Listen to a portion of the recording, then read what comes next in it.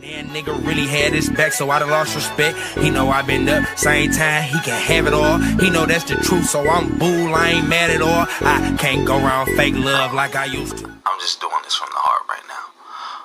Let's say there was two cases before the Supreme Court. The first case was somebody arguing for the right to fire or not hire somebody because they was black. And the Supreme Court ruled that you can't do that.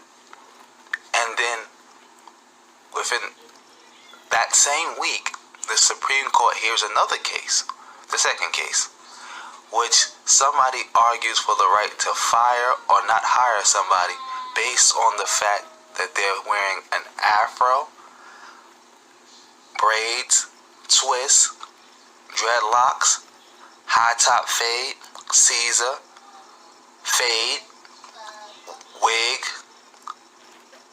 weave, or perm, or they have a perm. And the Supreme Court ruled that not hiring or firing somebody for that reason was okay. What would you say?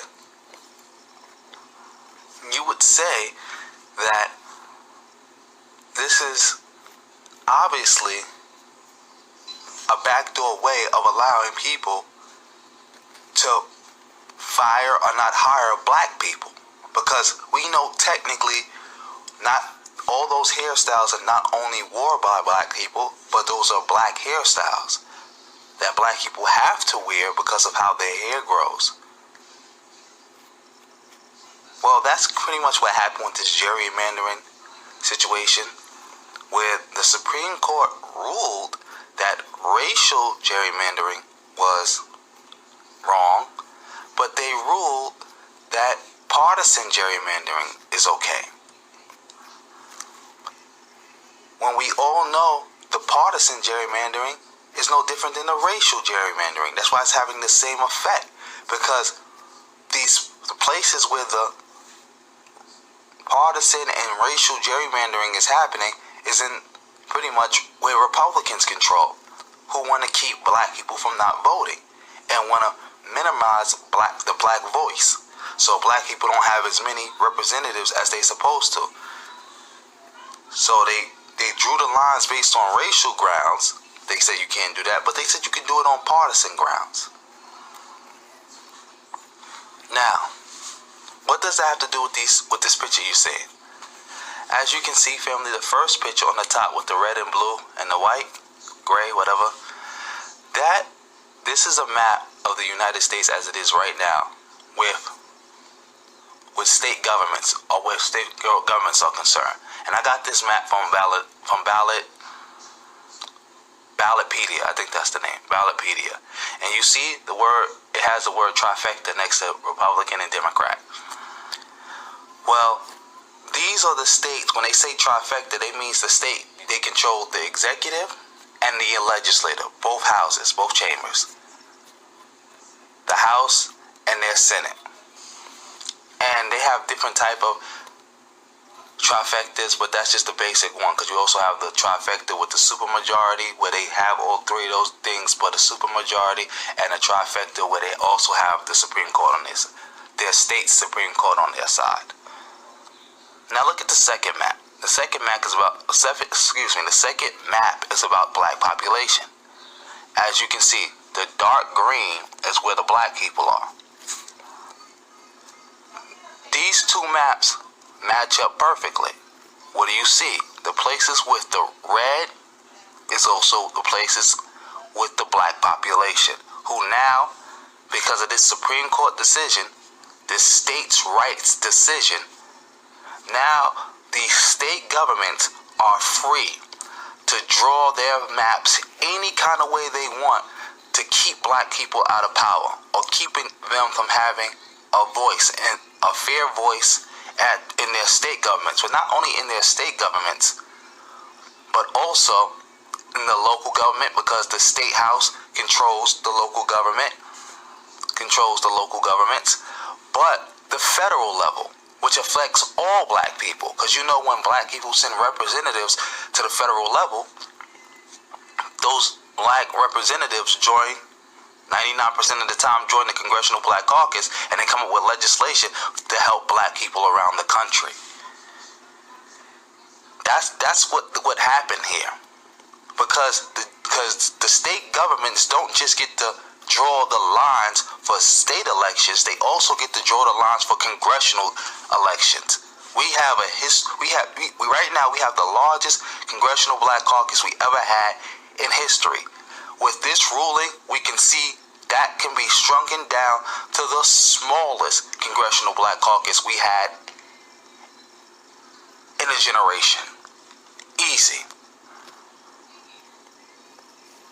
And now it's going to make voting in a lot of places actually pointless. Because no matter how many black people you get to vote, doesn't matter, or how many black people there are, because they're just going to draw the lines and have you all in one big group. So you're only going to get one representative, 2 representatives, 3 representatives, a handful of representatives, and they're going to have the super majority, the ultra super majority of the representatives, even though they might even be a minority as far as population concerned. Because in the South, that's where you're getting the most growth in the black population. On top of that, because of gentrification, black people are returning from the West, the Midwest, and the East back down South.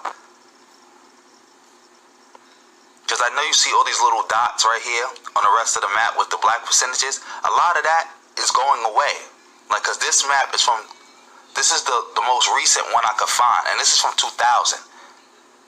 For decision with the Supreme Court, the Supreme Court justice that Donald Trump appointed.